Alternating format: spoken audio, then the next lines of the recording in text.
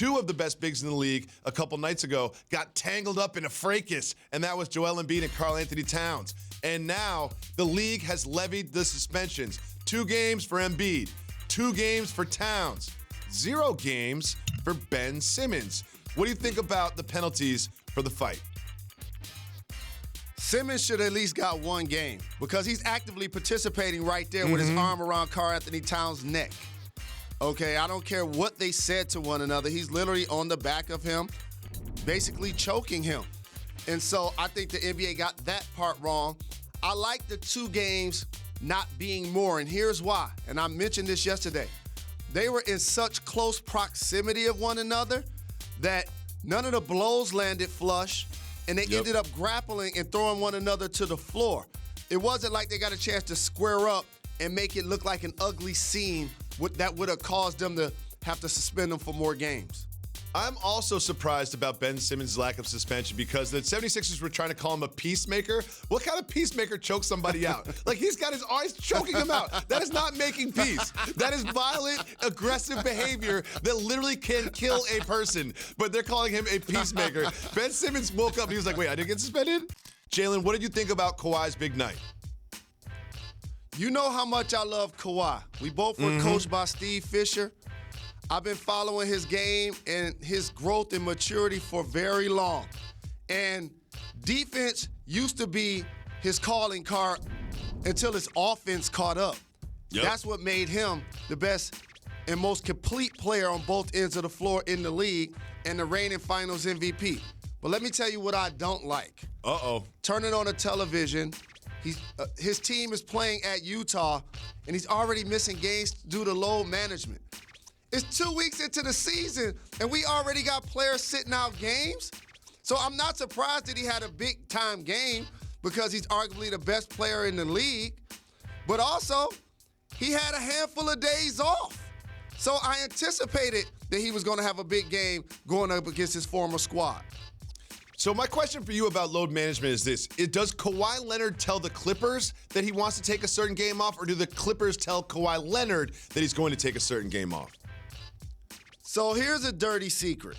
There are multiple teams around the league who have a medical staff who basically acknowledge how many minutes a player should play, how many hours a night you should sleep, and they will go and tell the team that a guy, in Kawhi's case, that has dealt with some injuries, could use a day off. However, the buck stops with the player. Name any player from a previous era. Allen Iverson, Kobe Bryant, Michael Jordan, Reggie Miller, Charles Barkley, Karl Malone, John Stockton. Imagine somebody going to those guys and saying, we want you to not play tonight. What do you think that conversation would go like? It just would not happen. It would never, ever happen in a previous era. But when you win a championship with the Toronto Raptors and you only play 60 games, it's hard to argue with the results. How many games do you think he will play for the Clippers this regular season out of the 82? Well, you don't put that toothpaste back in the tube. You just said it. Once you win a championship and you miss 21, 22 games in doing such, that's going to be the norm going forward. So I'll say 68 is the number of games he'll play this year. It seems about right. That does seem about right. Jalen, I have huge news. The New Orleans Pelicans won a basketball game. The New Orleans Pelicans won a basketball game, and it's not just that they won, it's how they did it. They got 25 from Ingram and 26 points from that man, Jahlil Okafor. Jalen, can the Pelicans count on this duo to produce like that as the season progresses? Yes, they can count on the Duke duo. And I was somebody that used his voice to make sure I acknowledge when the 76ers basically buried Jahlil Okafor when they drafted Joel Embiid. He showed me he could play in the league then. And so I appreciate that he's reinvented himself. Alvin Gentry has given him an opportunity, put him in positions to shine. Now you see both of those guys. Ingram has already shown me he can score the basketball. He can shoot the three. He likes to play a lot more mid-range than the analytics guys like for him to play. but he has a complete offensive game, and it continues to grow. So it was great to see both of those guys have a big night in a victory. It is. I always root for players that I feel have been disrespected by previous franchises, like Jahlil Okafor and Markelle Fultz comes to mind. And I think you do too, because once upon a time, you may have been a victim of some DMPs from a certain head coach that still stays with you to this day. Well, something that was very notable about this game, Michael Porter Jr. Not only did he played 21 minutes, had 15 points. He looked great. What do you see from Michael Porter Jr.? All of the signs of a player that the Denver Nuggets are going to need to take that next step.